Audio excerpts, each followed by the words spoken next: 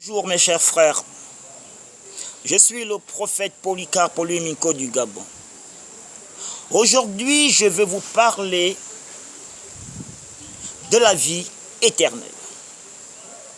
Qu'est-ce que la vie éternelle? La vie éternelle n'est rien d'autre que l'immortalité. La vie éternelle n'est rien d'autre que le souffle de vie éternelle. Avoir la vie éternelle, c'est avoir le souffle éternellement. On ne peut dire qu'on a la vie éternelle que si on est d'abord mort et qu'on a bénéficié de la résurrection. Lorsque vous êtes mort en Christ, ou que vous êtes mort sans avoir connu Christ, si vous avez plu à Dieu, vous aurez la vie éternelle. La vie éternelle pour le vivant, tel je suis devant vous, c'est l'immortalité. La vie éternelle, quelle immortalité? C'est le salut. Le salut n'est pas pour les morts, le salut est pour les vivants. Lorsqu'on est mort, on a manqué son but. Lorsqu'on est mort, on a perdu le salut.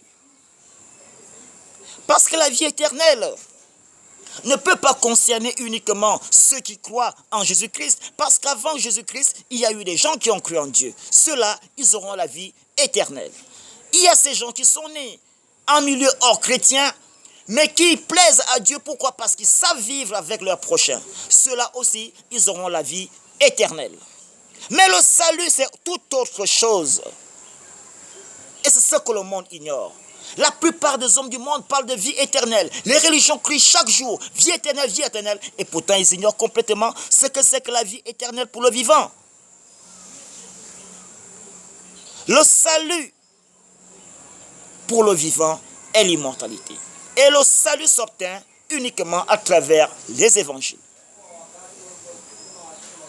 Jésus-Christ est arrivé sur terre pour nous offrir la possibilité de recevoir le salut qu'est la vie immortelle de l'homme.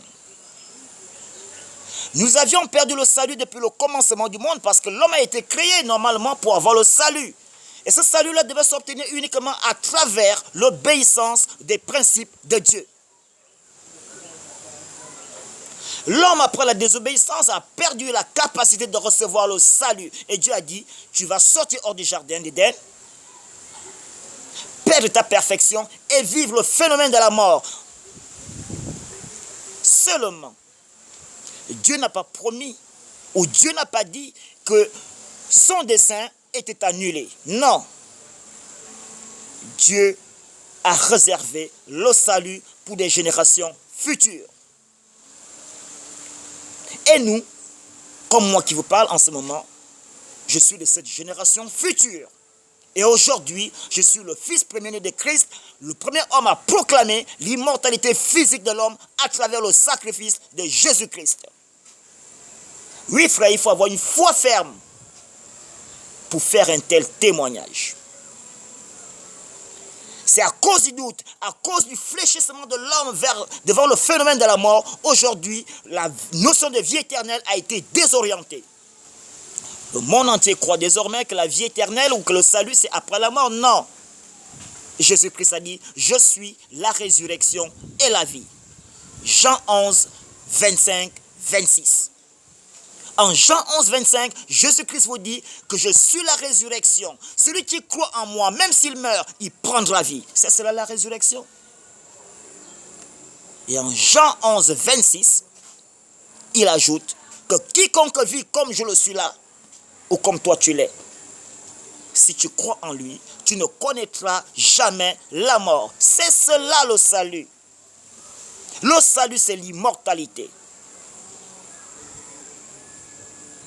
Alors mes chers frères, je pense que le monde chrétien et le monde et la croyance universelle a un problème d'orientation de la foi, a un problème d'orientation de la connaissance. Ils ont un problème de connaissance. ils ont un problème d'ignorance. Et c'est à cause de cette ignorance que la race humaine, après le sacrifice de Jésus-Christ, continue à connaître la mort. Or, en réalité, un véritable chrétien est celui qui est passé de la mort à la vie. Et lorsque tu es passé de la mort à la vie, tu vis dans l'espoir de ne jamais connaître la mort. Tu vis comme un vivant parmi les morts. Le prophète Polycarpe Olumiko que je suis, et du Gabon en particulier, je suis venu pour révolutionner le christianisme.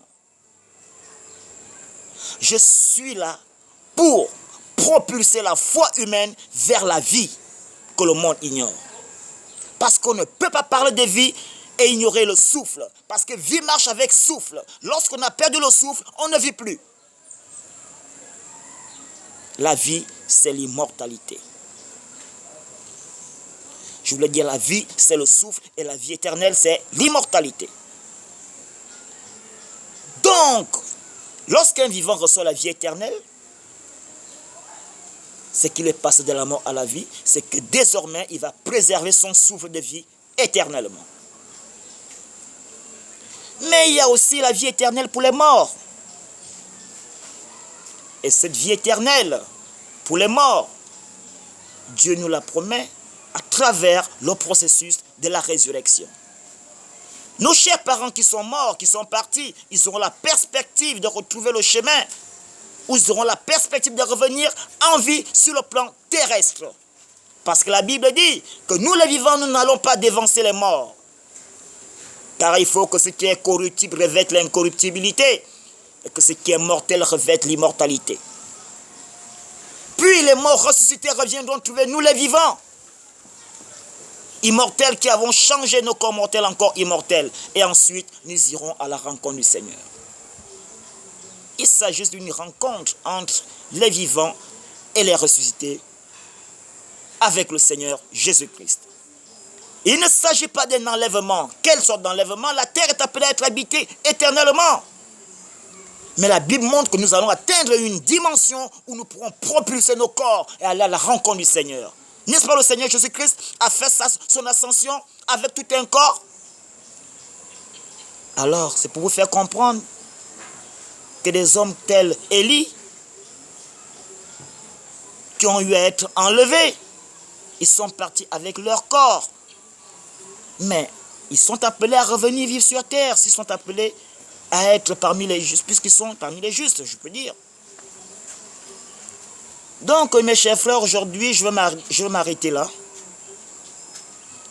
tout en vous rappelant que la vie éternelle, c'est le souffle. Pour le vivant, c'est l'immortalité. Et pour les morts, ils passeront par le processus de la résurrection. Oh, pourquoi ça s'est arrêté? Ça a coupé. Ça fait au moins 10 minutes. Ça fait la pause. C'est pause, non? Oui.